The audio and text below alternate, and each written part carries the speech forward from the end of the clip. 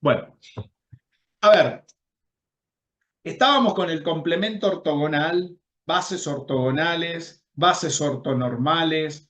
Complemento ortogonal todavía no lo dimos, pero vamos a definir, hoy vamos a hacer, para avanzar un poco, vamos a ver algunas cuestiones importantes de las bases ortogonales. Voy a hacer un repaso de lo que hicimos la última clase. La última clase vimos cómo expresar un vector en una base. Empecemos por algo ortogonal, o sea, que sea cuadriculada, pero que no necesariamente tengan norma 1 los vectores, ¿cómo es? Generadores de la base. ¿Estamos? Empecemos con una base ortogonal. A ver, ¿cómo expresamos un vector en esa base? Habíamos dicho, si la base B es una base ortogonal, ¿no? ¿Se acuerdan la notación? Una base ortogonal que tiene vectores B1, B2, Bn. Y quiero deseo escribir a W en esta base.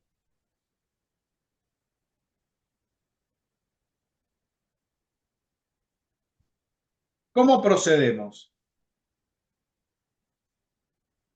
A ver, ¿quién me puede decir eso?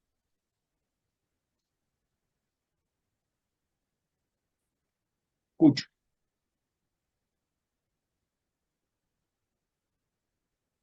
La escribimos como una combinación lineal de los vectores de la base Muy y bien. tenemos que calcular el coeficiente. ¿Qué coeficientes? A ver, ¿quién me dice qué coeficientes? ¿Quiénes son los coeficientes? Los lambda. ¿Y qué son los lambdas?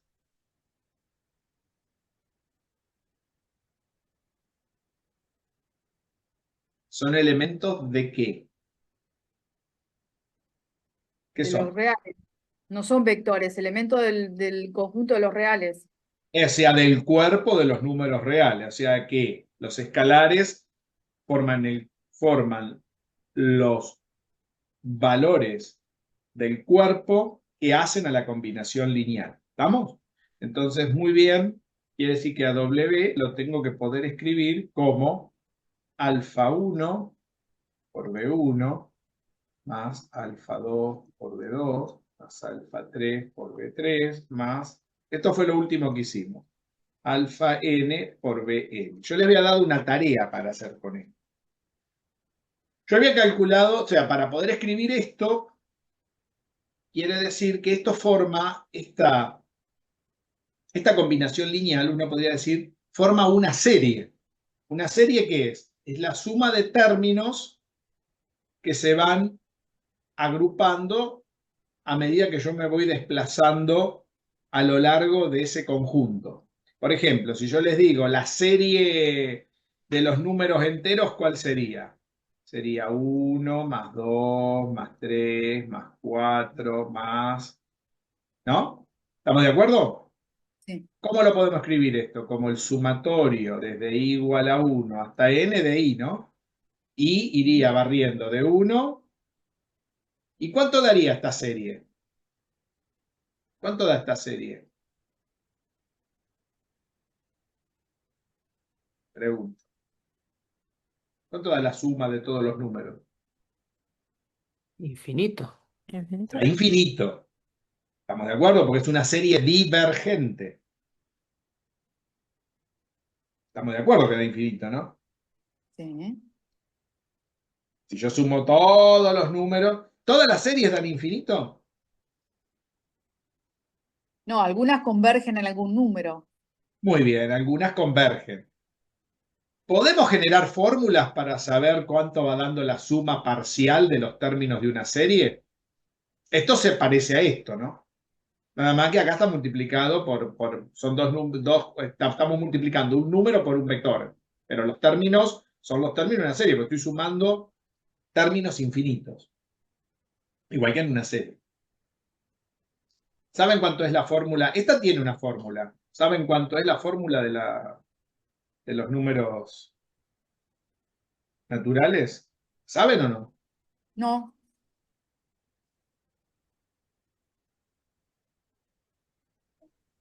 Ah, Por n más 1 sobre 2. Si yo quiero sumar hasta 100, ¿cuánto da la suma hasta 100? ¿Cuánto daría la suma de los 100 primeros números? Sería 100 por 101 sobre 2. 50 por 101, 5050. O sea que ya lo sumé. No necesito sumar día 1. ¿Está bien? ujú. Hola. ¿Hicieron estas cosas en álgebra 1? Sí, sí, sí, es eso sí. Sí, sí, lo hicimos, nos la fórmula de la olvidamos. Entonces, sucesión. ¿por qué no hablamos? Bueno.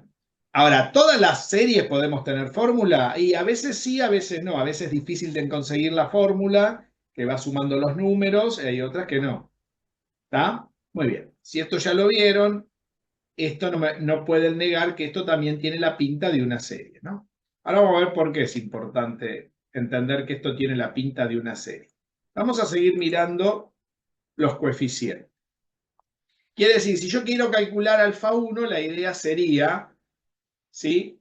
¿Cuál fue la idea que usamos para calcular cada uno de estos coeficientes que pertenecen al cuerpo de los números reales? ¿Cómo hicimos? A ver, ¿qué habíamos hecho el otro día? Hicimos el producto interno entre el vector, que sería W, y el primer vector, y lo reescribimos con la igualdad. Muy bien. O sea, agarramos todo este choclazo acá, ¿no?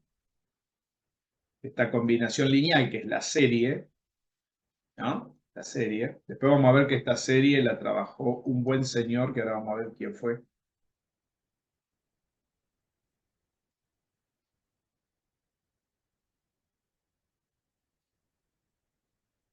Producto escalar B1, ¿no?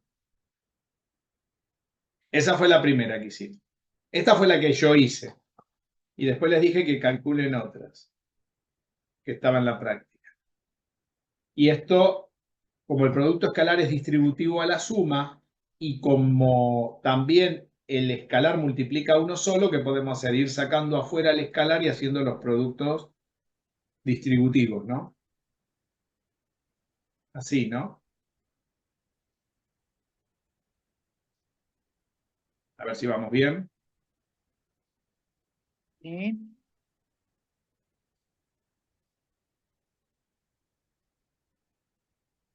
Díganme si se entiende o si no, si alguien no lo entiende o no lo ve.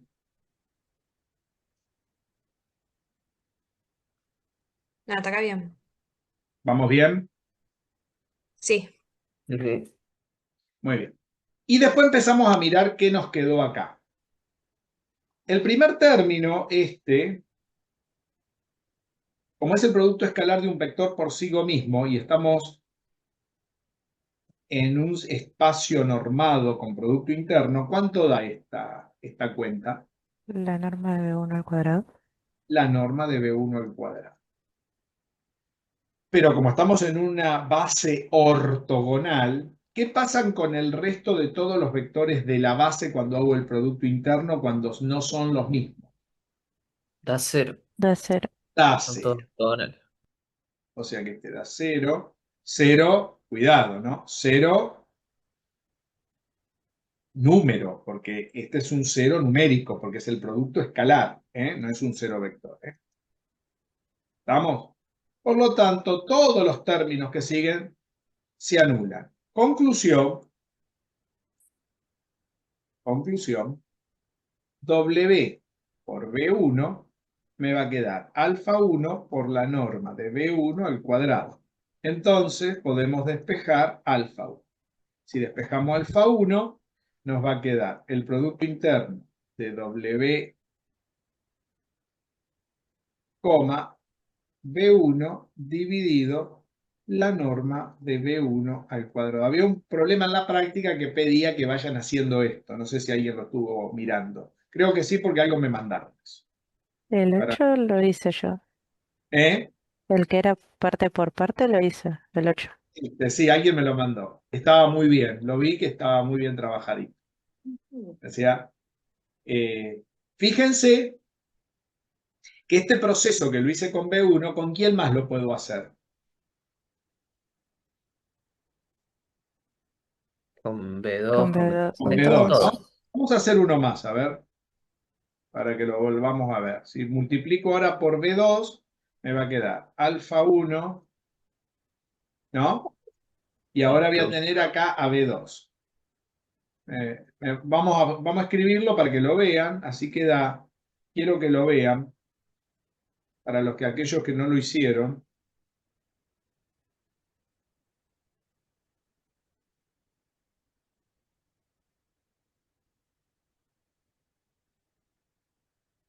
Producto interno B2. Y ahora hacemos la distributiva de nuevo.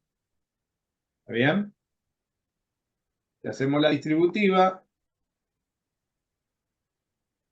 B2, nos va a quedar alfa 1, B1, B2, más alfa 2, B2, B2, más alfa 3, B3, B2, y así hasta alfa n, Bn, B2. Y ahora, ¿cuál sobrevive? Sobrevive este, ¿no? Que me da la norma de B2 al cuadrado. Este vale 0 y todos los otros valen 0. Inclusive todos los que están acá valen 0, ¿eh? Acá también. Todos los que están ahí, acá, valen 0. Muy bien. Por lo tanto, si yo saco a alfa 2, ¿no? Me va a quedar que W por B2 es alfa 2 por la norma de B2 al cuadrado. Y nuevamente, como hicimos recién, alfa 2 va a ser W por B2 dividido la norma de B2 al cuadrado. Quiere decir que todos los alfa se van a ir calculando con el producto interno de W, con cada uno de los vectores de la base, el producto interno. Fíjense en una cosa, esto vale si W no es un elemento de la base. ¿Qué pasaría si W pertenece a B ortogonal? ¿Qué pasaría si W pertenece a la base ortogonal que tengo? Daría 0 porque el producto interno sería de ortogonal y daría 0. Exacto, quiere decir que W no puede nunca pertenecer a la base. ¿Está claro? Lo que acaba de decir Ana Laura. ¿Entendieron todos eso? Esto Sí. es Sí, sí. para todo, esto vale siempre que para todo W, vamos a ponerlo bien, esto vale para todo W que no esté en la base, porque si yo quiero escribir un elemento de una base, ¿sí? Un vector, ¿sí? En una base determinada, ese elemento que voy a escribir en esa base no puede pertenecer a la base, porque si pertenece a la base no lo puedo escribir como combinación lineal de vectores de la base, porque es un elemento de la base. Y pasaría esto, los escalares valdrían todos 0 y por lo tanto lo único que cumpliría eso sería el vector nulo, pues daría 0. ¿Está? El único que cumpliría esa condición es el vector nulo, que no me sirve para nada. ¿Se entiende, no? Entonces W, cada bicho que yo quiera escribir como combinación lineal de elementos de una base, ortogonal estamos hablando, ortogonal, no debe pertenecer a la base. ¿Quedó claro esto? Muy bien. Vamos a escribir entonces ahora cómo quedaría a W si reemplazamos cada alfa, ¿no? Cada uno de los alfas que obtuvimos, por ejemplo este, lo reemplazaríamos aquí. ¿no? El otro igual. Cada uno de estos que hemos obtenido si los reemplazamos ahí. ¿Entienden? Cuidado porque acá tenemos un producto de un escalar por un vector. Todo esto es un escalar, porque tengo un producto escalar que es un número y abajo estoy dividiendo por una norma al cuadrado que es otro número. Quiere decir que es un cociente de dos números, por lo tanto, esto es un número real, porque estamos trabajando en bases ortogonales reales.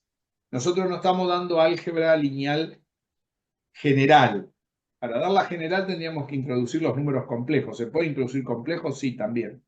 ¿Vale para los complejos esto? Sí, vale también. Pero hay algunas otras condiciones que nosotros no estamos trabajando con números complejos. Nosotros estamos trabajando, mi álgebra lineal es en el cuerpo de los números reales, no en el cuerpo de los complejos. ¿Está claro, no? ¿Se puede extender? Sí, claro que se puede extender. Si pusieran las materias se podría dar lo que sigue. ¿Está? Muy bien. Entonces, si seguimos, nos quedaría que W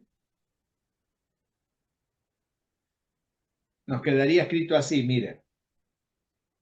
Alfa 1 sería W por B1, producto interno, dividido la norma de B1 al cuadrado por B1, más W, producto interno B2, sobre la norma de B2 al cuadrado por B2, más, y así sucesivamente hasta W por Bn sobre la norma de Bn al cuadrado por Bn.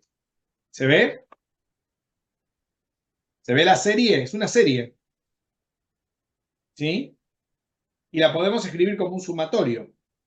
O sea que el W, como no es un elemento de la base, se va a poder escribir como el sumatorio desde i igual a 1 hasta n, miren, del bicho W, ¿no? Vamos a ponerlo con la misma letra porque si no van a pensar que es otra letra. Producto interno V sub i, ¿ven? Porque van a ir variando, dividido la norma de B sub i al cuadrado por B sub i. Esta serie, donde yo puedo escribir cualquier elemento como una combinación lineal de elementos de una base ortogonal, se la conoce como serie generalizada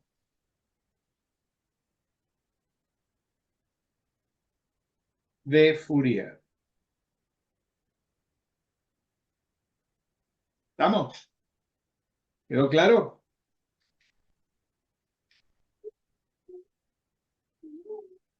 A ver si se entendió. Sí, quedó Sí. claro, profe. Sí, profe. Estamos copiando. Muy bien. Entonces, ¿qué es la serie generalizada de Fourier? Es, dada una base ortogonal, escribir un bicho que no está en esa base como una combinación lineal de elementos de la base. Eso me está dando una serie que se conoce con el nombre serie generalizada de Fourier. Fíjense que W nunca puede pertenecer a la base ortogonal. Y todos los elementos de la base son vectores ortogonales. ¿Está? A ver si se entendió. Si hay alguna pregunta mientras anotan, avisen. Cuando ya están.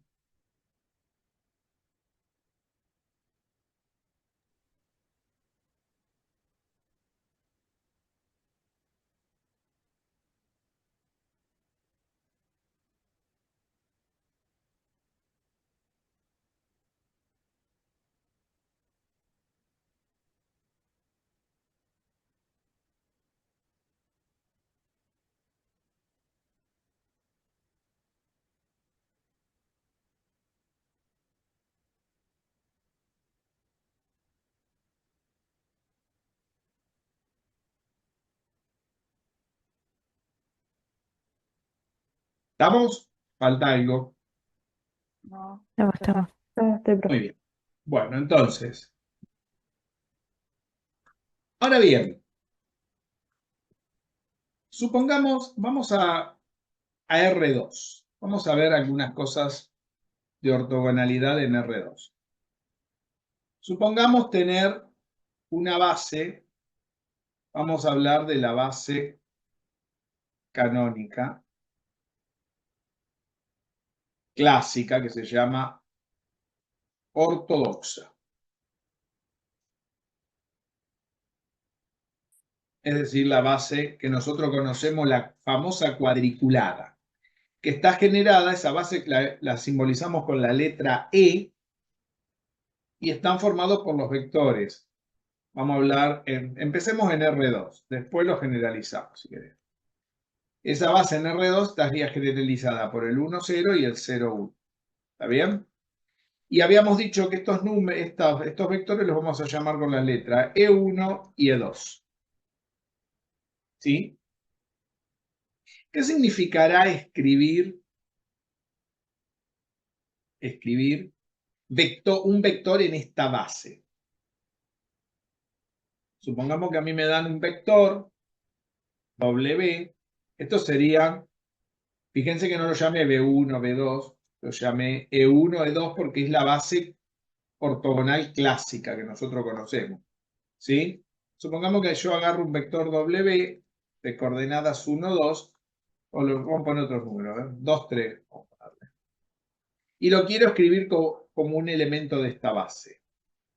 Para escribir al 2, 3 como elemento de la base, lo que tengo que hacer es agarrar y decir que voy a hacer una combinación lineal de elementos de esta base, donde cada coordenada de ese vector son justamente los escalares que hacen a la combinación lineal. Quiere decir que aquí tendríamos 2 veces E1 más 3 veces E2. ¿Está claro? Eso sería escribir elementos de la base. ¿Sí? Supónganse que ahora agarro un vector U de coordenadas 1, menos 1. ¿Qué sería escribir a U como elementos de la base canónica?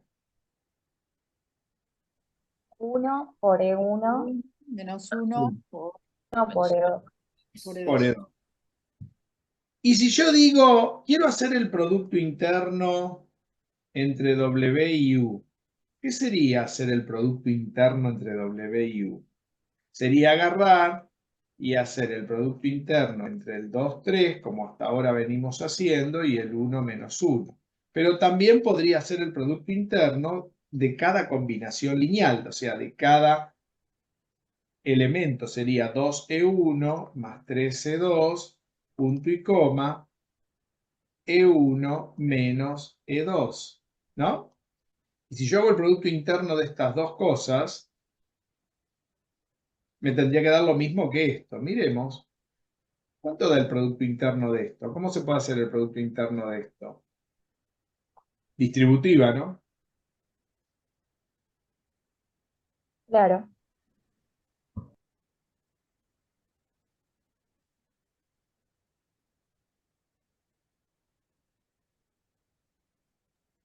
Menos E2.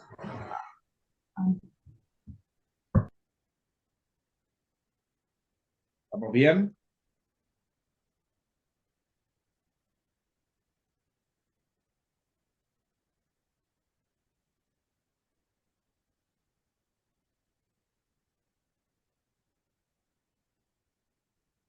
A ver si estamos de acuerdo. Y ahora, miremos. Acá porque puedo sacar el 2 afuera del... ¿Cómo es?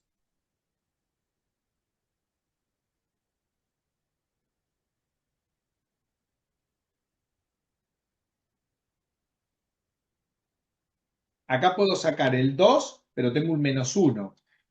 Si saco afuera las dos cosas, ¿qué tengo que hacer con esas dos cosas? Dos escalares tengo acá. Este 2 y este menos 1. Menos 2 afuera. Menos 2 afuera. El producto, ¿se acuerdan? ¿Estamos de acuerdo? Positivo, porque 1 Más. ¿Qué más? Acá. También tengo Acá tengo los dos positivos, quiere decir que saco el 3 afuera. Ajá. El último, -3. -2, esto sería -1, ¿no? 1, ¿no? Acá es un 1, ¿no? A ver. El último era, no, E2. E2 por E2, ¿no? Muy bien. Miremos el producto escalar en esta base ortogonal que es la canónica, ortodoxa. Si es una base ortogonal, ¿cuánto da? Vamos a ir mirando las cosas por separado. E1 por E1. La norma es 1 al cuadrado. Pero como estamos en una base más que ortogonal, es ortonormal, ¿cuánto vale esto en realidad? 1. 1. 1. Y cuando los vectores no son los mismos, ¿cuánto vale el producto interno en una base ortogonal? 0. 0. Sí. Y en este, 1. 1. Quiere decir, si ustedes se fijan, cuando tengo la base canónica ortodoxa, la que ustedes usan la cuadriculada normal, E1 por E1 da 1,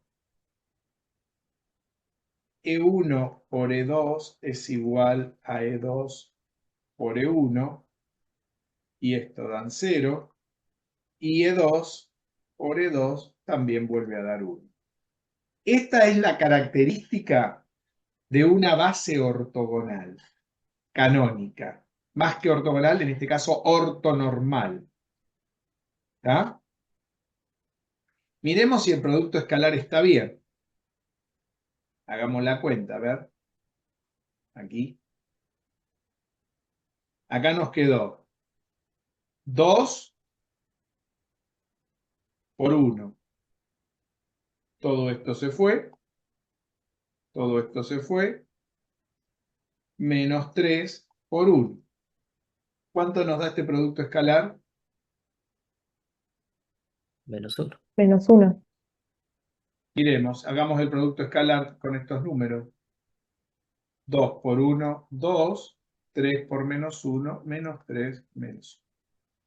¿Se dan cuenta? Me van a decir, esto es una forma complicada de hacer el producto escalar, como combinación lineal del elemento de la base. Pero hay un tema. ¿Y si yo tengo una base que no es la canónica y no es ortogonal, donde estas cosas no sean 0? Porque esto vale, todo esto vale, si el producto escalar está definido de la forma que lo hemos definido. ¿Cuál es la forma que lo hemos definido? Lo hemos definido en una base ortogonal que cumpla estas condiciones.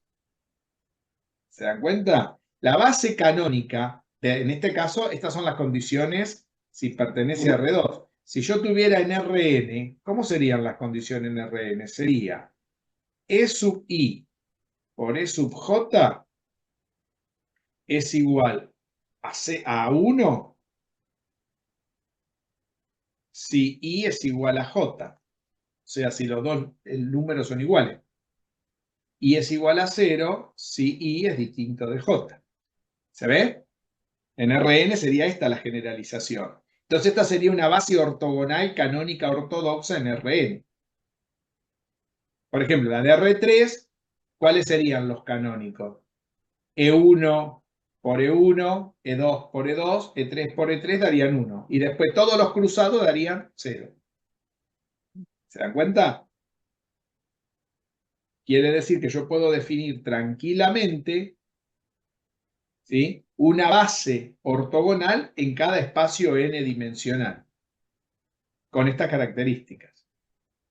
¿Se entiende? ¿Estamos de acuerdo? Sí. A ver si está claro. Sí, sí. Sí, Muy profe, bien. ¿puedes subir un poquito la pizarra? ¿Subirla o bajarla? ¿Así? No, arriba. Porque. Arriba. Bueno, bajarla entonces. Ah, mejor. Ahí. ¿Estamos? avisen lo que quieran, no hay problema. El que anota.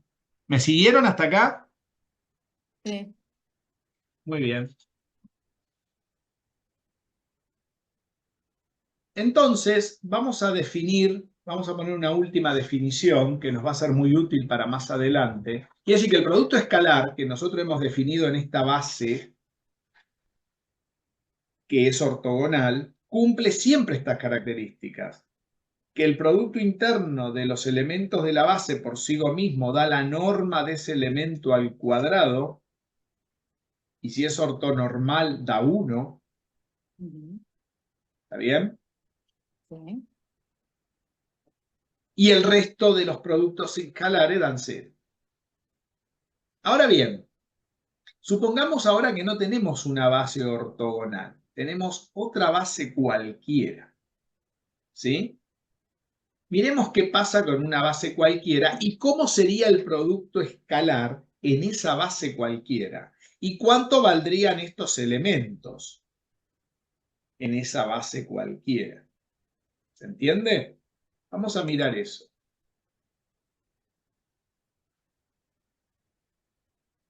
Pongamos ahora que tenemos una base B que está generada por el 1, 2 y el -1, qué sé yo, por decir algo, a ver. Déjenme pensar algo que se pueda dibujar fácilmente. A ver que me mandaron algo, denme un minuto.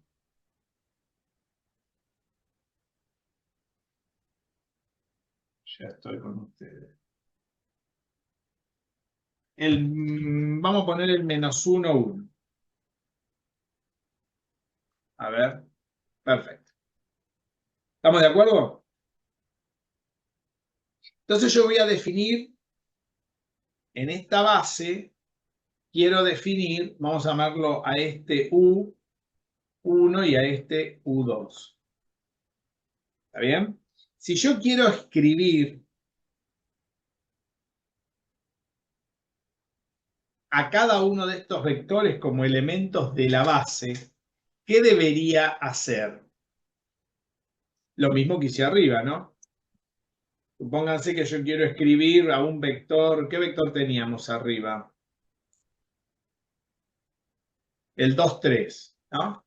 Supónganse que quiero escribir al 2, 3, a W, mi viejo W, que es el 2, 3, como elementos de esta base. Que fue lo que hicimos ahí. A ver, ¿cómo lo escribo al 2, 3? ¿Cómo lo escribimos en términos de la canónica? Agarramos y lo escribimos de esta manera, ¿no? Cada elemento de la base. No. A ver. Yo agarré dos vectores, el 2, 3 y el 1 menos 1 agarré, ¿no? A U, a W y a U, que es el 1 menos 1. ¿Sí? A ver si estamos de acuerdo. Y lo quiero escribir como elementos de esta base. ¿Qué tengo que hacer? 2 por 2 por 1, 2. Claro, 2 por 2 por 1, ¿no? Sí, más 3 por U2. 2. U2. Y este otro,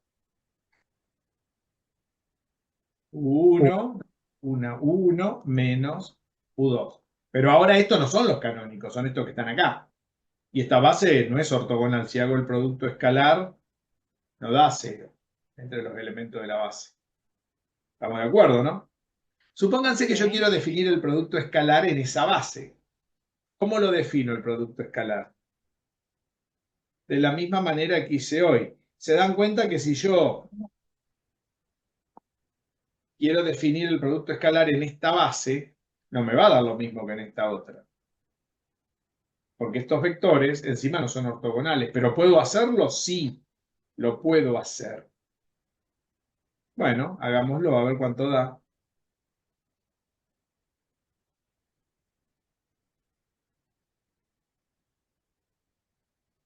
Hacemos la distributiva que hicimos hoy, ya podemos ir sacando cosas afuera, ¿no? A ver si están de acuerdo. Esperen que se me agrandó la pantalla. Para la chico. Ahí. A ver si se ve bien. ¿Cómo sería la cuenta? Empezaríamos por acá, ¿no? Vamos a hacerla acá abajo. Si la hacemos toda, usamos todo el lugar. 2U1 por U1. Quiere decir que esto lo puedo escribir como 2 por U1, U1, ¿no? ¿Qué más? 2U1 por menos U2. Podemos poner entonces menos 2U1, U2. ¿También? ¿Qué más? 3U2. 3U2, U1. Y el último Menos 3, U2, U2. U2, U2. ¿Estamos de acuerdo? Distributivas, todos con todos. ¿Estamos de acuerdo, no? Muy bien. Pero ahora, esto no es la norma de U1 al cuadrado. ¿Es o no es la norma de U1 al cuadrado? Es el producto escalar de U1 por U1. A ver, ¿quién es U1?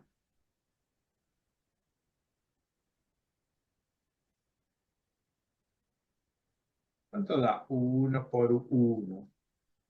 Sería hacer el 1,2 por el 1,2, ¿no?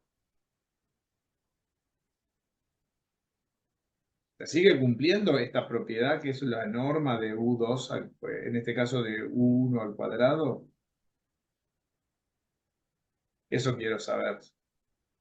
¿Cuánto da esta cuenta? 1 por 1, más 2 por 2, 4, más 1, 5.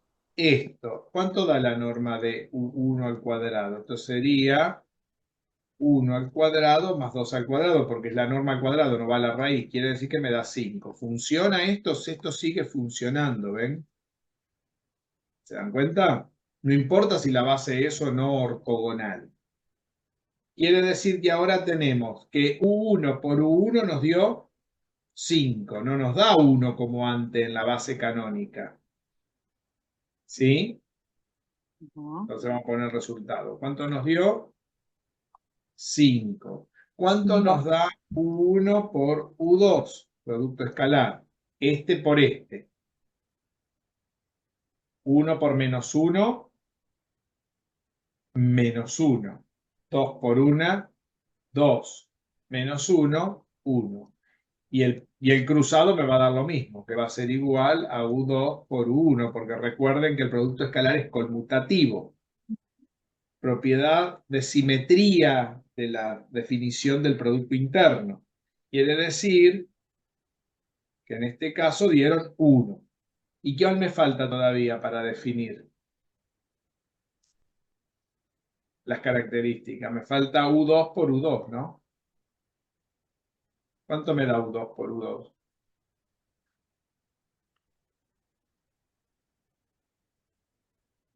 ¿Cuánto da? Ya están dormidos. 2. 2. Muy bien. Fíjense los numeritos. 5, 1 y 2. ¿Sí? ¿Estamos? Bueno, reemplacemos acá y ya sacamos el producto escalar.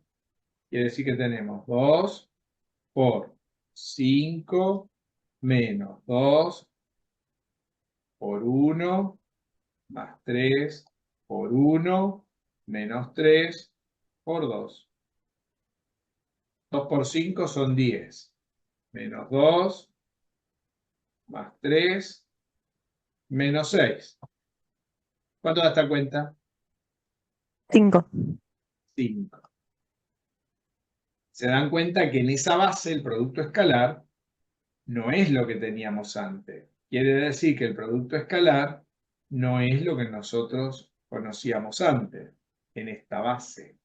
Me van a decir, pero hay una trampa ahí, porque usted en esta base, U1 por U1, lo hizo igual que el producto escalar en la base anterior. Sí, ¿por qué pude hacer eso? Porque cuando definí el producto escalar por separado, fíjense que si yo hago estos dos vectores, me da 5. En el caso anterior me daba menos 1. Ahora, ¿por qué cuando yo definí los productos escalares con elementos de la base que no son una base que está en la base canónica, sin embargo usé la definición de la base canónica para hacer estos productos escalares? A ver si alguien se da cuenta por qué.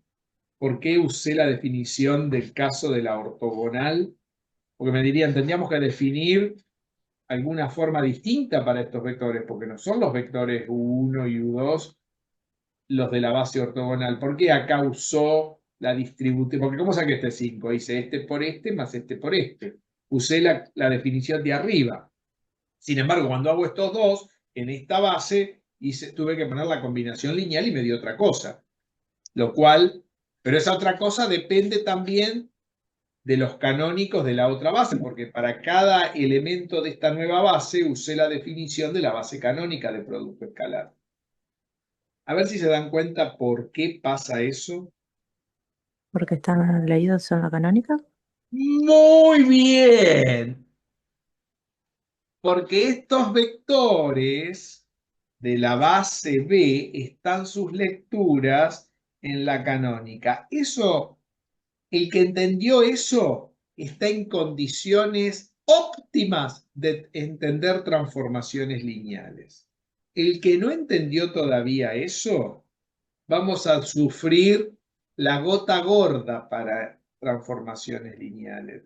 Así que creo que te van a molestar algunos sujetos, Ana Laura. Bueno, No, Lo hablé, dije yo, habló Martínez. ¿Quién lo dijo? Yo, Martínez.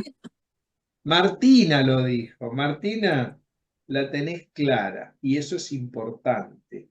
Porque estos bichos están leídos en la canónica y al leer cada vector, porque el 1, 2 y el -1 es 1, son vectores nuevos, pero sus lecturas están en la base de origen y por lo tanto todas las cuentas que yo haga con ellos dos, aunque están generando una base que no es ortogonal, están referidas a esa base ortogonal. Por lo tanto, cuando haga operaciones de elementos de esta base, van a seguir haciéndose con la definición anterior. Mientras que cualquier otro bicho que yo lea en esa nueva base va a tener que respetar la nueva ¿qué? ¿Cómo se llaman estas características? ¿Saben qué son estas características de una base? ¿Cómo se llaman estas características de una base? Se llaman, esto es lo que se llama en matemática métrica. Esto es la métrica de la base. ¿Entienden? ¿Cuál es la métrica de la canónica? La métrica de la canónica es esta.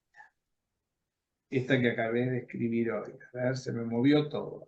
Esta es la métrica de la canónica de R2 y la métrica de Rn es esta. Me van a decir, esa es la métrica. ¿La métrica qué define entonces?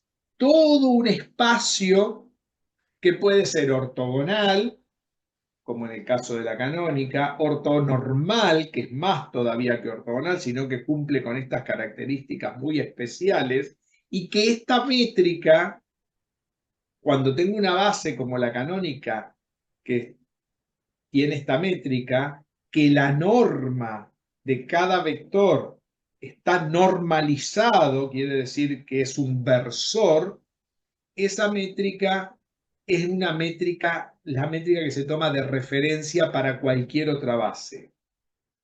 ¿Entienden? Por eso la canónica es muy importante. Por eso toda la matemática que ustedes conocen, ¿en qué métrica la hacen? En esta métrica, donde el producto escalar de dos vectores iguales da 1 y el producto cruzado da 0. O sea, la ecuación de una recta que ustedes dibujan en esta métrica tiene esa ecuación porque el producto escalar entre vectores de la base cuando son iguales da 1 y cuando no dan 0. Si yo quiero dar la ecuación de una recta con esta métrica, va a tener otra ecuación. Va a tener otra forma la ecuación. Toda la matemática en esta métrica sería distinta. ¿Entienden? Una métrica define una matemática distinta. Las distintas matemáticas en distintas métricas se llama topología. Esa es la definición de topología. ¿Entienden? Ustedes trabajan en la topología euclidiana, básica, donde la métrica cumple esto. Entonces, el teorema, acá, con esta métrica se cumple el teorema de Pitágoras que ustedes conocen, la ecuación de la recta, la parábola, hacen todas las operaciones que hacen es porque se basa todo en esta métrica. Si yo cambio la métrica, todo eso es diferente, inclusive el producto escalar, ¿no? Que es lo primero que les mostré. Fíjense que el producto escalar en esta métrica da 5. ¿Se ve? ¿Escucharon todo esto? ¿Saben cómo se sintetiza una métrica? La métrica se escribe a través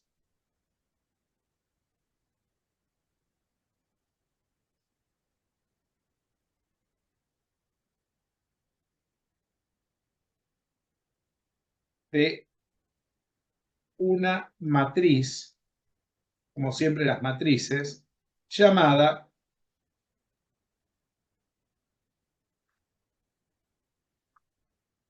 ¿cómo se va a llamar? Matriz métrica.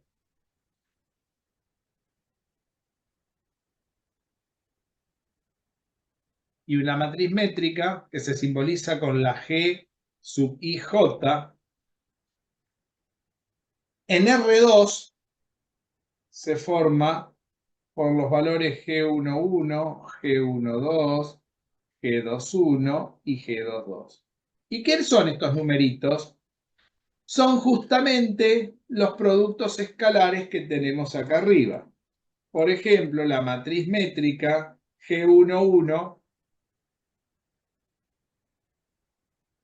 esta sería G11, esto sería G12, esto sería G21 y esto sería G22. ¿Cómo sería la métrica, la matriz métrica que nosotros conocemos para R2? ¿Quién sería la matriz métrica para R2? Esta sería la matriz métrica que pertenece a R2. Si estoy en la base canónica,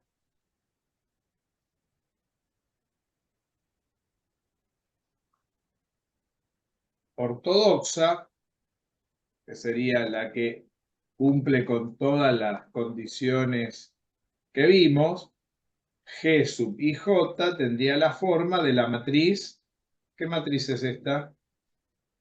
Identidad. La identidad.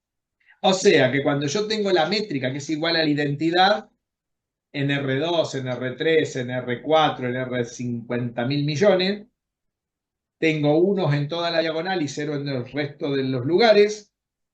Estoy siempre en una base ortonormal que define una base canónica ortodoxa y me permite trabajar en una cuadrícula, toda bonita, cuadriculada, con todos los cuadritos iguales.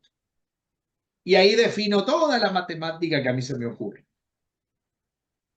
Donde el producto escalar se hace de la forma que vimos, se cumple el teorema de Pitágoras, la ecuación de una circunferencia, la ecuación de una elipse, la ecuación de una recta, cumple toda la geometría que conocemos.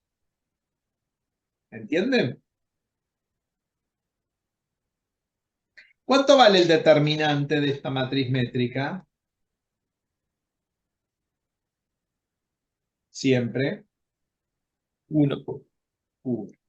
Esa es otra característica importante. Supongamos que yo les pida ahora la matriz métrica del caso que vimos arriba, de esta otra base. Miren, en esta otra base acá tenemos a G11, a G12, a G21 y a G22. ¿Cómo sería la matriz métrica en esta base? 5, 1, 2, ¿no? En la base B,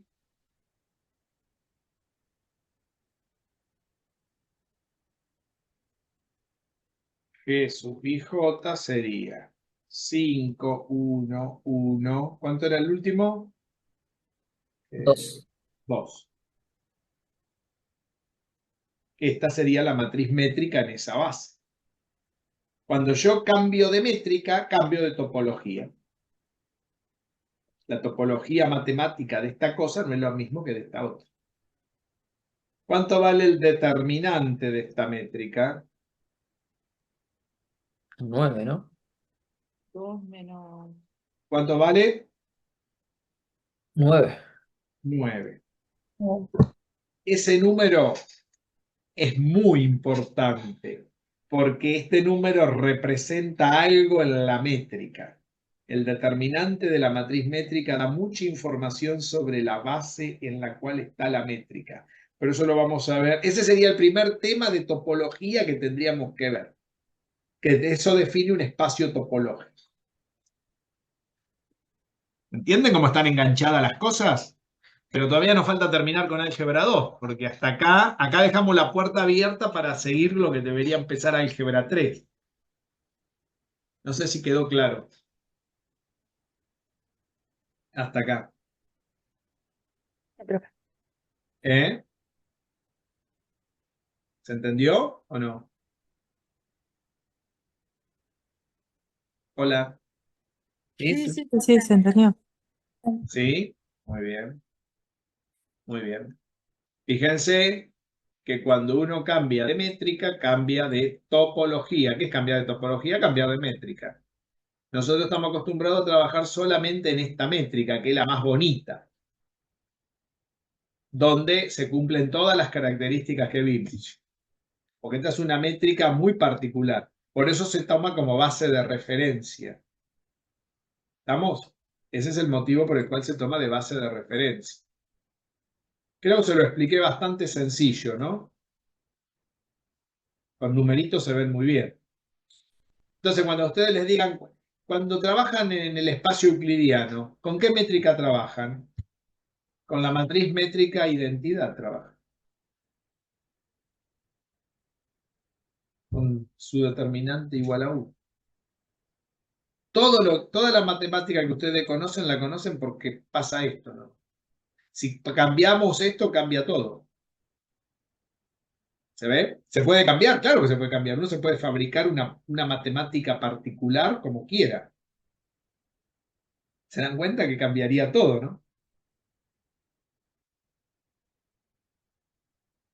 Se quedan pensando, me parece. A ver, pregunten algo que les llame la atención. No, me quedé pensando a quién se le ocurrió todo esto. Bueno, la historia es muy interesante, Ariel. Hay muchas cosas interesantes. Por ejemplo, esta matemática surgió a fines del siglo XIX con un profesor que se llamó Minkowski. Minkowski, creo que estaba la propiedad que vimos el otro día triangular, que es la propiedad de Minkowski. Minkowski desarrolló toda esta matemática a fines del siglo XIX, basado en trabajos de Bertrand Russell. Nadie sabía muy bien para qué servía todo esto. ¿Y esto dónde se potenció? Todo esto lo usó Einstein para desarrollar la teoría de la relatividad. Físicas. Mirá vos. Toda la Claro, pues, teoría de la toda relatividad, la historia de la matemática vino con una sola base hasta ese punto. Hay que hasta tener ese gente para exacto, imaginarse eso. todo se armó porque si pudiéramos entrar en topología, que era lo que yo hice en algún año anterior, que pude llegar a dar algo más, daríamos la ecuación, por ejemplo, de una recta en una métrica distinta. Y, por ejemplo, la métrica, cuando cambio la métrica, no solamente cambia la forma de la base donde yo estoy dibujando, sino que puede cambiar el espacio, porque yo puedo tener, nosotros estamos trabajando en bases planas. Aunque cambiamos las coordenadas, armamos vectores con bases, pero la cuadrícula se mantiene constante en todo el plano. Pero si vos tenés una base curva, como es el espacio, y vos apoyás la cuadrícula en una base curva, en cada punto de esa base curva no es lo mismo. Si vos tenés una base, aunque suponete que vos te armás una base, creo que se me trabó la pizarra, justo. Qué suerte. A ver si anda. ¿Qué le pasó? Ahí está. Suponete que vos tenés una base de la canónica, armás una base con esta cuadrícula, ¿no? Sí. Pero esa cuadrícula, que son las bases que vimos hasta ahora, se repiten en todo el espacio, ¿no? Son todas del mismo tamaño. ¿Qué quiere decir eso? Que la cuadrícula, esa cuadrícula tiene que ver con esta métrica. La métrica está relacionada con el área de la cuadrícula que uno dibuja en la base. ¿Sí? Tiene que ver con este determinante. No es justo el determinante, hay que hacerle algo más. ¿Sí? Eso lo veía. Pero ¿qué pasa si yo tengo una base que tiene lados curvos? Suponete la base miremos por ejemplo el caso de la base polar. ¿Cómo sería la base polar? Son un montón de rectas, ¿no? Que se cortan con circunferencias, ¿no? Concéntricas. Y se forman cuadrículas, pero esta cuadrícula de acá no tiene la misma métrica que esta de acá. Quiere decir que la base, si yo dibujo un vector en esta base y lo dibujo así, no tiene las mismas características que si yo lo tengo por acá el vector. No puedo trazar un equipolente a este, porque está en distintas métricas. El tamaño de la cuadrícula de la base cambia. Quiere decir que la métrica acá, la matriz métrica, no solamente no es constante, esta sería una métrica de algo constante, sino que cada elemento de la métrica es una función. Una función que te indica cómo aumenta o disminuye de acuerdo al lugar que vos estás. ¿De qué va a depender? Del punto. Si vos estás en este punto, la métrica, los dos vectores que generan esa cuadrícula, no es lo mismo que estás en este otro punto que tendría dos vectores que generan esta otra cuadrícula. Porque el área de cada cuadrícula va variando de acuerdo al punto donde vos estás ubicado. Quiere decir que la matriz métrica varía en todo eso. ¿Por qué se usa en la teoría de la relatividad? Porque nuestro mundo es tridimensional y esférico. Entonces, si vos trazás una base sobre ese punto tridimensional y esférico, pasa esto. Esto no te sirve. Claro. Entonces tenés que definir una topología especial que se centra en armar una métrica que no sea euclidiana. Claro. Yo lo único que había escuchado de eso es que es el único, en la esfera, es la única base en la que se puede formar un triángulo con tres ángulos rectos. Con ¿Puede tres ángulos ser? rectos, claro, exacto. Ese Pero es el todo significado de base Riemann. no había escuchado eso. Sí. Bueno, esto sería lo que hay que dar en topología si llegamos. ¿Se entiende cómo va la cosa? Además de la física, ¿hay otra área que la use así en forma asidua? Esta matemática se usa para muchas cosas. En ingeniería de robótica se usa muchísimo, en ingeniería de nanotecnología, que se usa en este momento, hasta se usan para tratamientos contra el cáncer, se usa muchísimo. Tiene mucho poder de cálculo esto. Las distintas álgebras que se pueden armar de las topologías tienen mucho poder de cálculo. Muchísimo. Yo di un curso de métrica sobre el álgebra de Lie, donde hablo sobre las rotaciones nada más. Si ustedes lo buscan, están en mi canal, son 10 clases que di acá en el instituto, pues una vez me pusieron a dar una materia que yo no sabía qué carajo era, me dijeron, bueno, da lo que quiera. Entonces yo les dije qué querían estudiar a los alumnos y les di una cosa tipo menú a la carta, ¿viste?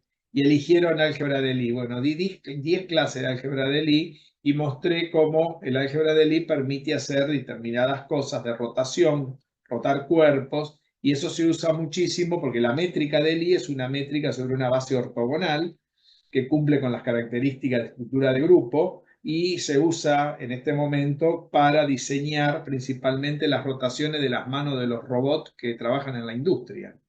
Se hace todo el cálculo con eso. Yo he hecho cálculo para distintas empresas donde se les rompe la máquina y vos tenés que programar la máquina y se hace todo con álgebra de Lie esa programación. Tenés que saber programar los grupos de Lie, se llaman grupos de Lie.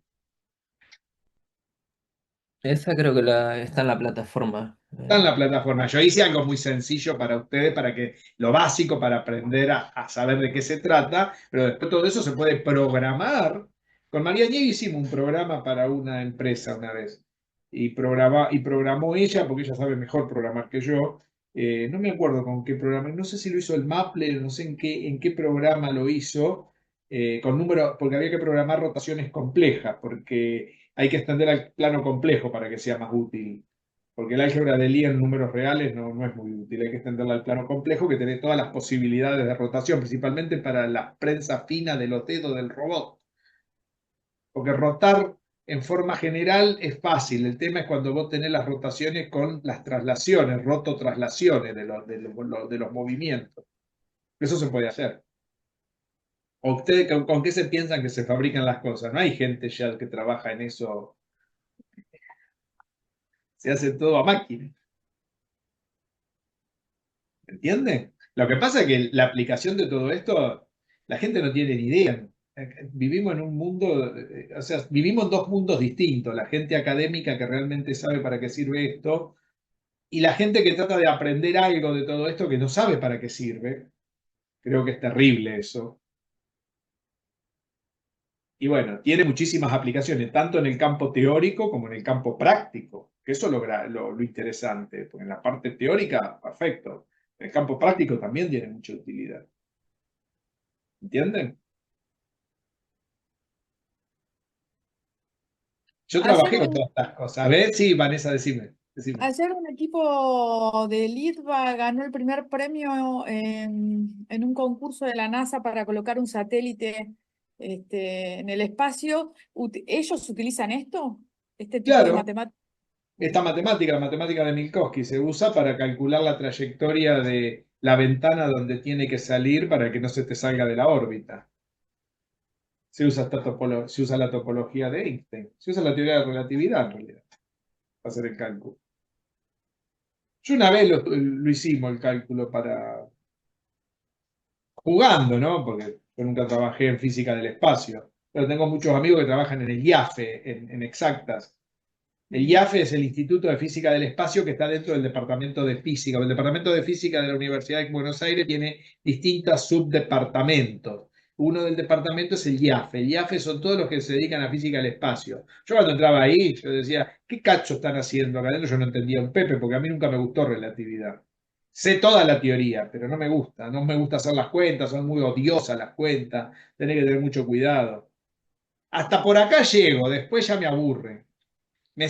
A mí me gusta más bien hacer las cuentas para algo más bien de ingeniería, no tanto para la física teórica o cosas del espacio, no me interesa. A mí no me gusta. Pero yo trabajaba con un tipo que se llamaba Jorge Cornejo y, ¿cómo es? Y él sí, él se dedicaba a todo física del espacio, sabía. Y una vez hicimos jugando así, yo le digo, ¿cómo sacamos la ventana por donde hay que sacar al satélite o mandar alguna nave al espacio, ¿no? Por dónde sale, para que no se queme, porque si con el rozamiento del calor que hay ahí arriba cuando entra o sale del espacio, la hace miércoles la nave. Entonces, hay toda una estructura sobre las geodesias, no rodesias, la geodesia, sobre la matriz métrica se define la geodesia. ¿Qué son las geodesias? Son las trayectorias posibles que sigue una curva en el espacio. Entonces vos, esas trayectorias, hay que definir lo que es una trayectoria, de diferenciarlo de una curva. Bueno, hay que hacer todo lo que se llama geometría diferencial para eso. Y se usa todo esto que es la matriz métrica del espacio euclidiano. Cuando el espacio es curvo hay que calcular la métrica de ese espacio. Bueno, hay que hacer toda una tarea bastante compleja. Es interesante. Sí, estuvimos como una semana haciendo esas cuentas para ver si funcionaban. Y después lo metimos en un simulador y anduvieron. Hoy en día se puede simular. Pero te estoy hablando hace más de 15 años, cuando todavía trabajaba, hacía algunos trabajos para el instituto ahí de la facultad. Pero me Hola, profe, divertí. buenas tardes, perdón. ¿Qué tal? Buenas tardes. ¿Se entendió más o menos para qué sirven estas cosas? Todo empieza en el álgebra lineal, ¿vieron? ¿Qué opinan? A ver. Para empezar a estudiar es interesante. Esto está muy lejos de todo lo que vamos a enseñar y lo que vamos a explicar en una escuela secundaria. Es súper interesante. Claro, está lejos porque tenemos ya gente que no puede aprender. Ayer lo hablábamos con el otro grupo de álgebra, los chicos que estábamos ayer. No pueden aprender porque tenés mucha gente que ya no está instruida. Entonces, hay dos motivos. Uno es la desidia política con la cual se llevó la educación al fracaso, que vean consecuencia de no querer instruir a la población. Y el segundo viene aparejado con lo que se hizo para hacer eso, que es meterle a la cabeza de la gente tanta estupidez y nadie tiene desarrollado, tienes muy poca gente con... yo pregunto, ¿cuántos alumnos o chicos de 13 años, 12, 13 años, que es cuando vos terminás la escuela primaria, empezás la escuela secundaria, que es el momento en que toda, todo cerebro empieza a funcionar lógicamente, es decir, empieza a aceptar las argumentaciones lógicas.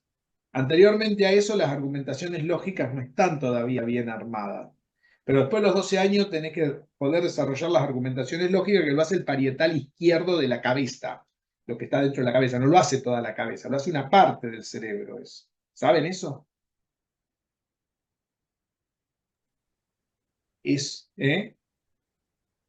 No, no sabía.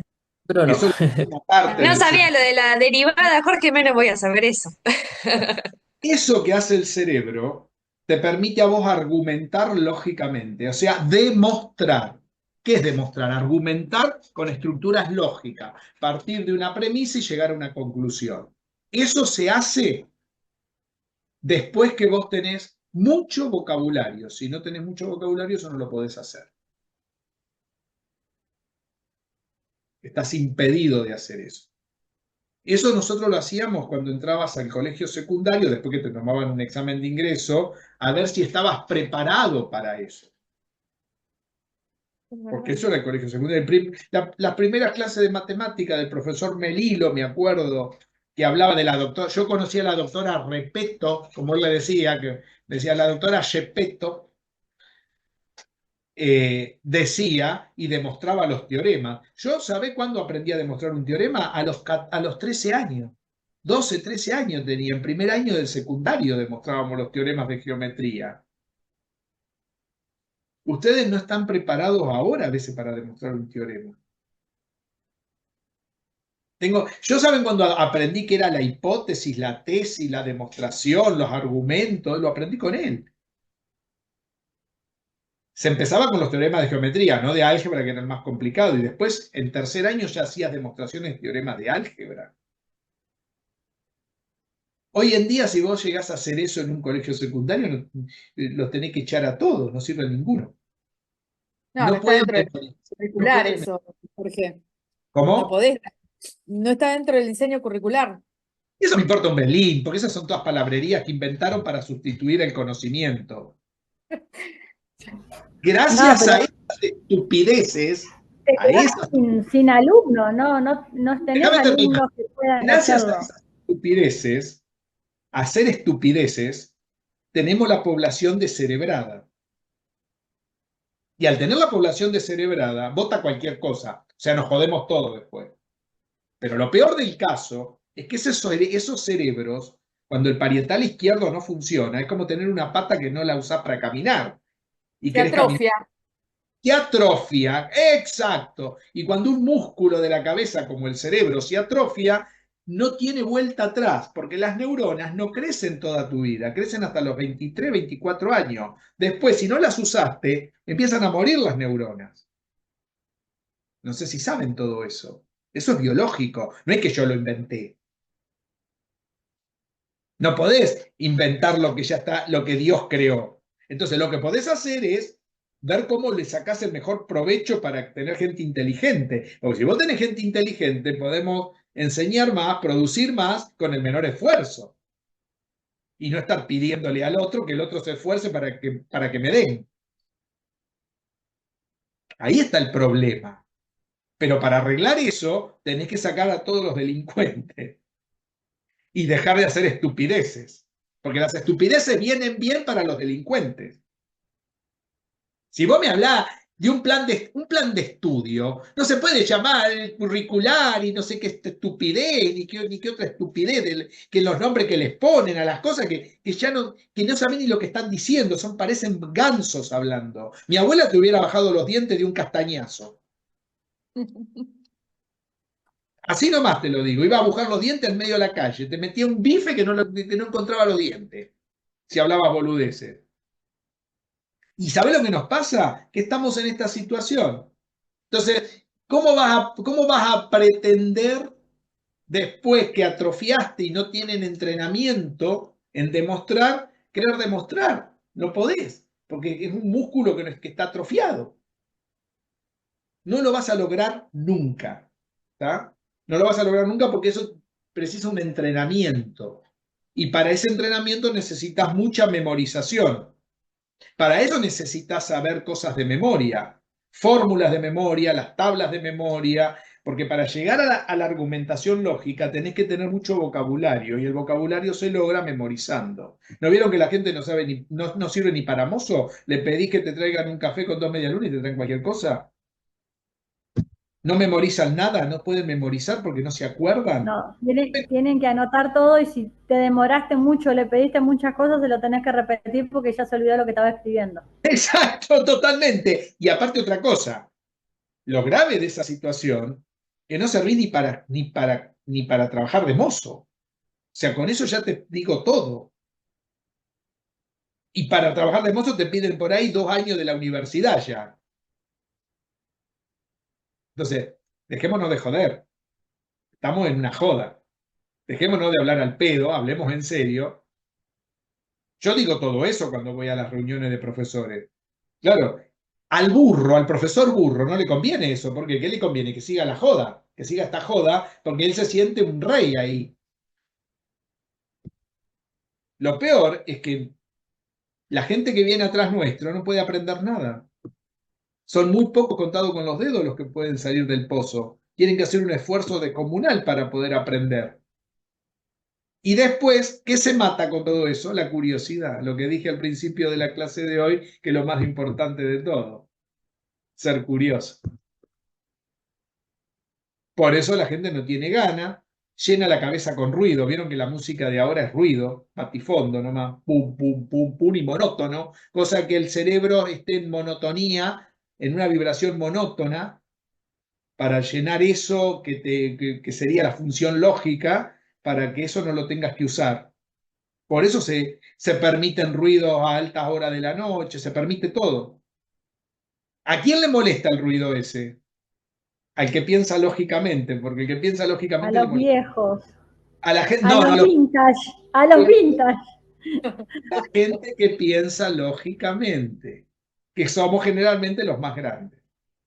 Los más jóvenes ese ruido lo aceptan, y lo aceptan porque no desarrollan completamente la parte lógica del cerebro.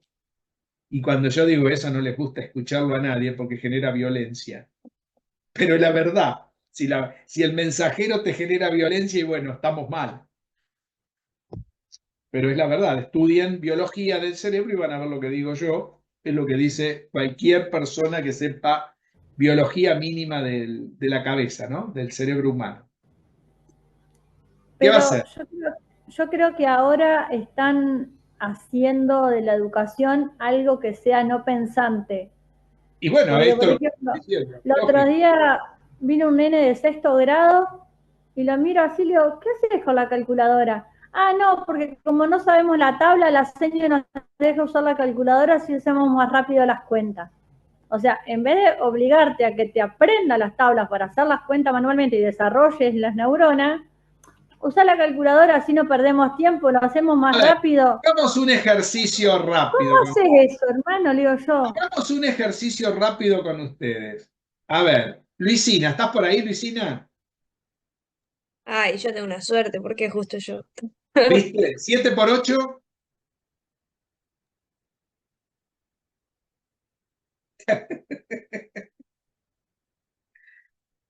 Hagamos una rápida, una cuenta rápida. 7 por 8.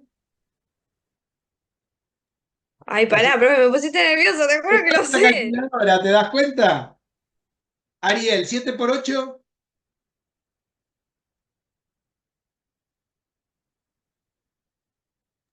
Ay, no podía prender el micrófono. 56.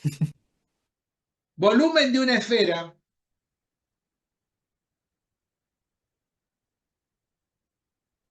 ¿Quién me da el volumen de una esfera?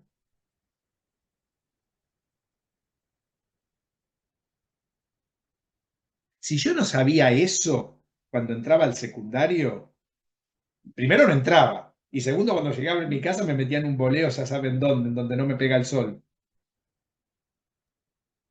Volumen de una esfera, 4/3 de pi por radio al cubo. Cáscara de una esfera.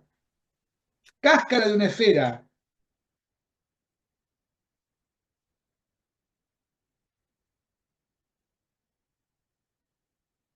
No lo saben, son Yo las de cosas. volumen mucho no me las acuerdo, las de superficie y perímetros así me las hacían aprender, las Superficie de de la superficie esfera, no. superficie de la cáscara de la esfera.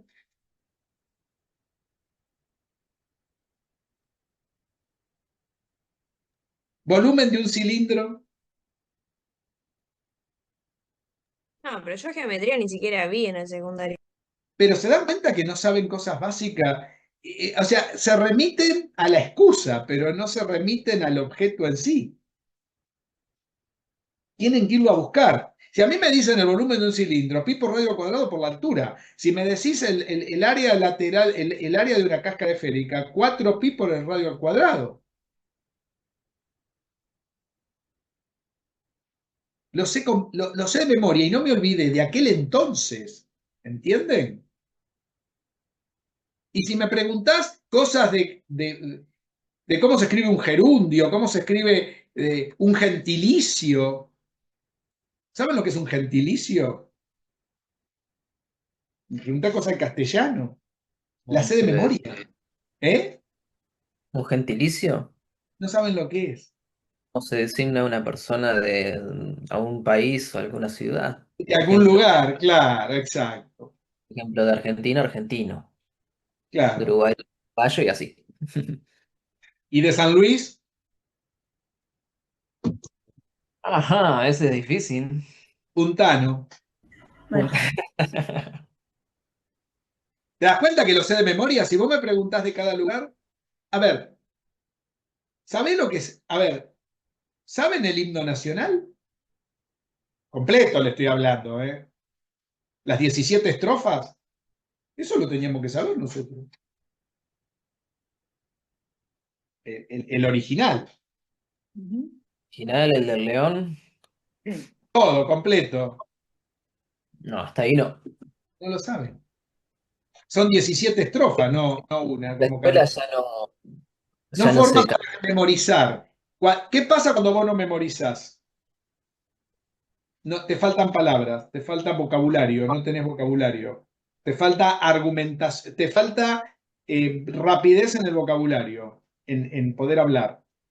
Cuando te falta vocabulario, se te pierde la argumentación. Si se te pierde la argumentación, no podés desarrollar deducciones lógicas, no podés estudiar álgebra. Esa es la consecuencia directa. Y no saber álgebra implica que tu parte del cerebro, o matemática en general, no desarrolle todas las funciones que hay que desarrollar. Eso pasa. Lo mismo que si no sabes sintaxis en el castellano. Exactamente lo mismo. ¿Entienden? ¿Qué va a hacer? Bueno, ¿qué nos falta ver de acá? Ahora se conectó Sara. Nos falta ver que algo importante es, si uno tiene una base que no es ortogonal, ¿qué sería importante cuando uno no tiene una base ortogonal? ¿Trabajar y cambiarlo de métrica o tratar de fabricarse a partir de la base que tiene una ortogonal que cumpla con todo esto, ¿no? Porque fíjense que no es lo mismo que los productos escalares cruzados den 0 y los que son iguales de los vectores de los generadores de la base den 1, que te dé cualquier cosa. Porque ahí ya cambiás de métrica y tenés que hacer un trabajo bastante descomunal. En cambio, si uno tiene una base y puede obtener una base ortogonal, sería interesante. Entonces lo que vamos a ver ahora es cómo a partir de una base cualquiera yo puedo fabricarme una base ortogonal. Lo voy a hacer en R2 y ustedes van a buscar y me van a Eso mandar con la el teorema de tarea. Gram-Schmidt. Ese es el teorema de Gram-Schmidt, que ya alguien lo estuvo mirando en internet en otros videos. Lo voy a explicar en R2 para el que no lo vio y después le voy a pedir que me lo manden para R3. ¿De acuerdo? Esperen que Gary se levantó. Chao. Muy bien. Entonces, vamos a mirar entonces este teorema que dice lo siguiente. ¿Cómo convertir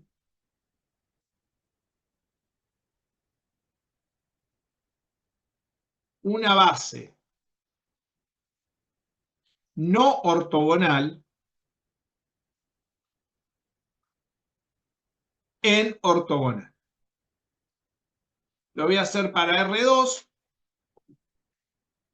y ustedes me lo van a tratar de generalizar para R3, Rn. ¿Está? Muy bien. ¿Cómo se convierte una base en ortogonal? Supongamos que tenemos dos vectores. Tengo la base B y tengo los vectores B1 y B2 que forman a la base B. ¿De acuerdo? Pero B1 no es ortogonal a B2. ¿Está? Por lo tanto, B no es ortogonal. Y yo quiero a partir de esta base armarme una base B ortogonal partiendo de estos vectores que yo tengo acá. ¿Se entendió la idea? Quiere decir que tengo que buscar dos nuevos vectores que tengo que meter acá, de tal manera que sean ortogonales. Pero esos vectores ortogonales se tienen que provenir de estos dos. ¿Quedó claro? A ver si está claro. Sí, sí. Sí, Muy bien. sí, hasta ahí vamos bien. El procedimiento que hizo Gram-Schmidt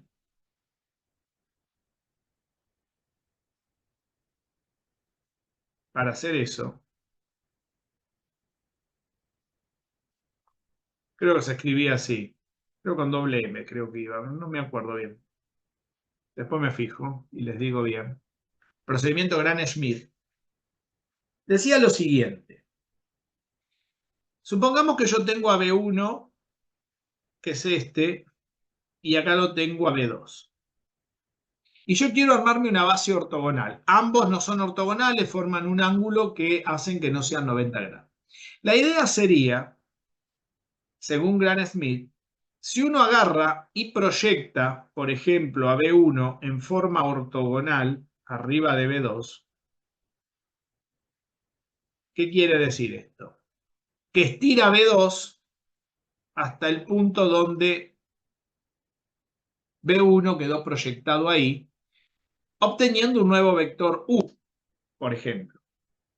Ese vector U vendría dado de la proyección de B1 sobre B2. Y esto lo podemos calcular, porque si tenemos B1 y B2, podemos saber quién es U. ¿Estamos de acuerdo? Pero Gram-Schmidt dijo, bueno, como B1 y B2 son dos vectores que no son ortogonales, puedo usar su proyección y convertirla en un vector, supongamos un vector, vamos a llamarlo W, ¿sí? De tal manera de quedarme con W y U. Quiere decir que mi nueva base vendría dada por U y por W. Lo puedo poner así o lo puedo poner en cualquier lado. Después vamos a ver dónde conviene. Acá puedo poner W y acá puedo poner a U, por ejemplo, por decir algo. ¿Estamos de acuerdo? A ver. Y estos dos Bien, vectores sí serían perpendiculares, porque cumplirían la condición de proyección ortogonal. Fíjense que a U lo puedo calcular. ¿Cómo se calcularía U si seguimos este reglamento? Sería Una- el el producto interno de B1, B2 Au. sobre sobre la norma al cuadrado ¿de quién? de B2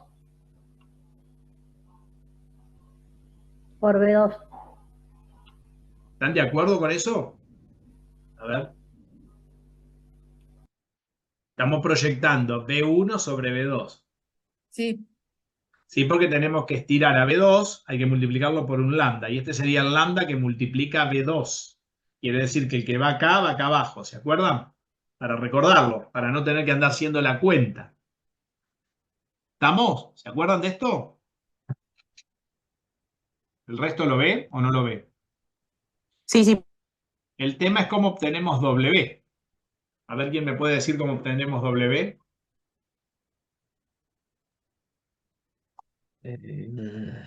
La proyección menos B1. Al revés, porque fíjate que W debe apuntar, porque si yo voy a armar una base, ¿cómo armo la base, Ariel? Así, y el otro lo tengo que poner acá, ¿no? Pongo un equipolente acá. Si tuviera buen pulso, sería genial. B1 menos la proyección.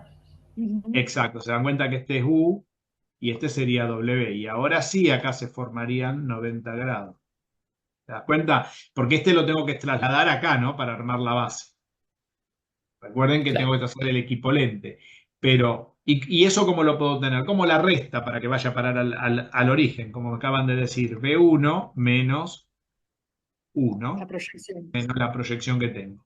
Quiere decir que W lo puedo obtener como B1 menos toda esta verdura. Esa verdura sería B1, B2, ¿no? Sobre la norma de B2 al cuadrado por B2. Y ahí tendríamos mi base ortogonal. Ahí tendría los dos vectores ortogonales. ¿Se dan cuenta? A ver si está claro.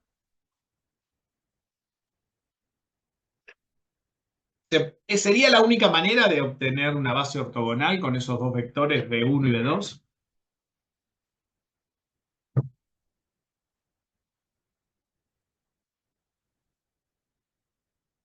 Inclusive, no hace falta quedarme con U para armar la base, ¿no? Porque podría, como U sería el que está hasta acá, pero podría haber usado, para armar la Profe, base, ¿y ahí podés podría... usarlo al revés? Por ejemplo, ¿podés proyectar B2 sobre B1? Muy bien, esa sería la otra opción. Podemos calcular otra, vamos a llamarla esta base 1 ortogonal. A mí me gusta dejar, por ejemplo, uno de los dos, de los que tengo acá. No poner a U, que sería el múltiplo, sino poner a quién. A B2, ¿no? Y acá directamente, ya sé que tengo que restar U a B1. Y acá dejar a W, ¿ven? La otra manera es la que dice Sara, hacer la resta al revés, ¿no? Qué sé yo, por ejemplo, podemos obtener un W2, este le llamamos W1 si quieren.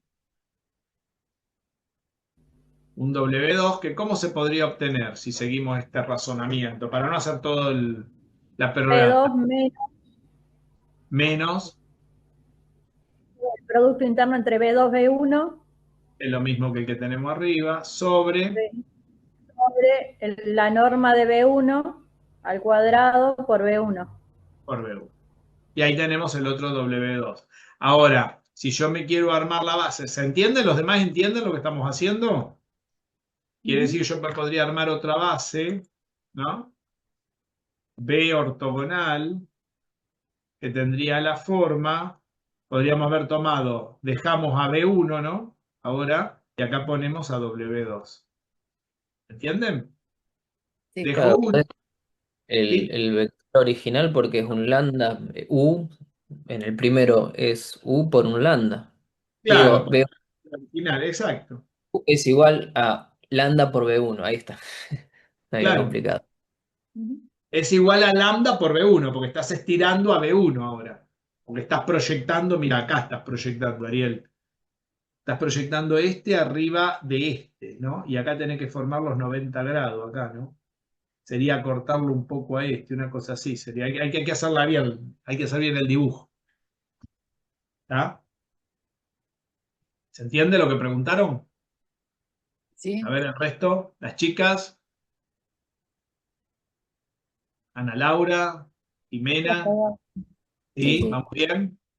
Sí, profe, vamos bien. Muy bien. Muy bien. Este procedimiento quiero que lo repitan para R3. A ver si se animan a mandármelo. Y ya pueden ir terminando la guía. Faltaría aclarar dos cositas, que es el complemento ortogonal y algunas propiedades. La semana que viene vamos a terminar con eso, vamos a cerrar y vamos a empezar con transformaciones lineales. El martes que viene. ¿Sí? Ujú. Así que para transformaciones lineales, repasen funciones. Propiedades de las funciones, cuando una función es surjectiva, inyectiva, biyectiva, repasen todo eso. ¿Está? Para la guía, yo hice los ejercicios y había proyecciones de rectas, había proyecciones de rectas en los planos y utilizamos esto. Ahora, para el resto de la guía, ¿no hay nada, es decir, hay algo que debamos saber del 9 para adelante? Bueno, lo que hay que saber qué es el complemento ortogonal. El complemento ortogonal, que lo pueden mirar en los videos del año pasado, igualmente la semana que viene yo voy a hacer un resumen. Lo que más me interesa que hagan ahora es que conviertan bases que no son ortogonales en ortogonales. ¿Sí? Agarren un ejemplo de R2, de R3, mándenme cómo sería la fórmula para obtener cada uno, porque si yo voy a convertir una base que no es ortogonal de R3, dejo uno y los otros dos tienen que ser ortogonales entre ellos y ortogonales estos dos con el primero. ¿Está claro? Para formar que los tres Entre formen pares. 90 grados. ¿Estamos de Entre acuerdo, no? Sí. Entonces, quiero que me manden una generalización del teorema, a ver quién lo hace. Eso lleva tiempo. Es tarea de la teoría. Y un ejemplo de R3, a ver si funciona. ¿Está bien? Un ejemplo de R2 y un ejemplo de R3. Eso sería para la semana que viene. Igualmente yo la semana que viene lo voy a cerrar el tema. Voy a ver. ¿Y qué es el complemento ortogonal? El complemento ortogonal es lo que le falta a un subespacio vectorial, que ya es ortogonal, para formar todo el espacio ortogonal. Por ejemplo, si yo tengo una recta de R3, ¿qué le falta para formar todo R3 en forma ortogonal?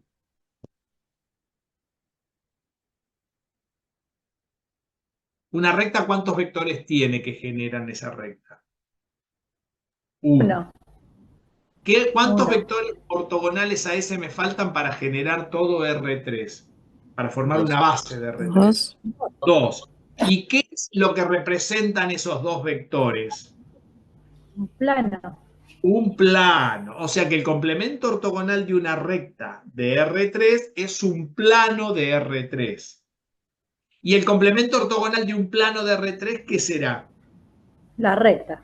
La recta, porque todo tiene que formar R3. Si estoy en R4 y tengo un plano de R4, ¿cuál sería el complemento ortogonal de R4? Un De un plano de R4. para que me forme todo R4. Claro, claro. Otro plano de R4. Otro plano de R4. ¿Se dan cuenta? Si tengo una recta de R4, ¿cuál sería el complemento ortogonal para que me forme todo R4?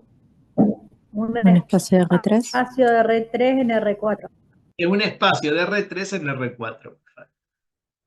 ¿Entienden cómo funciona el complemento ortogonal? Eso está bien definido. Lo voy a hacer la semana que viene para que ustedes puedan cerrar ya la práctica de esta parte. ¿Estamos? Porque vamos a empezar con transformaciones lineales. ¿Sí?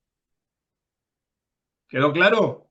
Vamos a descansar media hora para empezar con análisis. Miren que hoy tenemos una clase larga de análisis. Dale, profe. Bueno, Dale. lo estamos Gracias. viendo media hora con el nuevo link de análisis, con el link de análisis. A las 3:02. Sí, más o menos. Nos vemos. Dale, no me Gracias. roben los minutos.